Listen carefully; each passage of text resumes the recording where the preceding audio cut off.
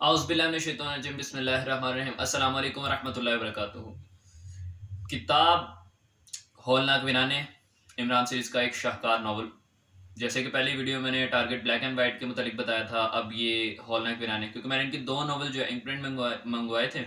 तो क्योंकि एक यादगार होती है आपके पास, अब वो तो गिलानी साहब की मोहब्बत है कि उन्होंने मुझे जो है ना नावल रिकॉर्ड करने की इजाज़त दी, तो हंट एंड हंटर मैंने इनका अपने चैनल पर सहर्स डायरीज पर अपलोड करना शुरू किया। तो अब वो नावल उन्होंने मुझे भेजा था, तो अब वो भी रिकॉर्डिंग हो रही है। लेकिन ये नावल जो मैंने इंक प्रिंट में मंगवाए थे, अब ये आपके सामने पेश है। तो आप ये देख सकते हैं, हौलनाक वीराने इमरान इमरान सीरीज़ का नावल है और डॉक्टर साइमन और इमरान मुश्तरका नावल है। इसमें जिस तरीके से आपकी मुलाकात हो सकती है हर्षल और कोशिला से, जो इनके सीक्रेट सर्विस के मेम्बरान हैं। और ये मैं बताता चलूँ, ये जो इसमें यहाँ पर नाम लिया जाता है great land. So great land से मुराद इनकी है ब्रिटिश, यानी बरतानिया, इंग्लैंड, यूके। तो जहाँ पर पाकिस्तान होगा वहाँ पर पाकिस्तान इनकी मुराद है, और जहाँ पर काफरिस्तान होगा यानी कर्नल फरीदी का, तो वो मुराद है इंडिया। अब रोला ये पड़ता है, लोगों को समझ नहीं आता कि यार ये बल्गारनिया क्या है। मेजर प्रमोद का जब जिक्र आएगा, और होपफुली आपने इमरान सीरीज पढ़ी है तो आप मेजर प्रमोद से वाकिफ होंगे। और मेजर प्रमोद सीरीज एक अलग से वो चैप्टर है, इंशाल्लाह ताला उसको भी हम किस दिन डिस्कस करेंगे।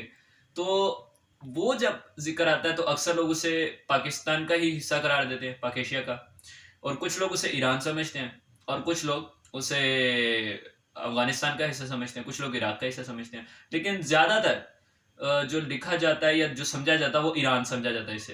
तो गिलानी साहब ने भी अपने एक नावल खजाने की तलाश में से ईरान ही लिखा है। खजाने की तलाश भी एक बेहतरीन नावल, इमरान फरीदी, प्रमोद और साइमन मुश्तरका नावल।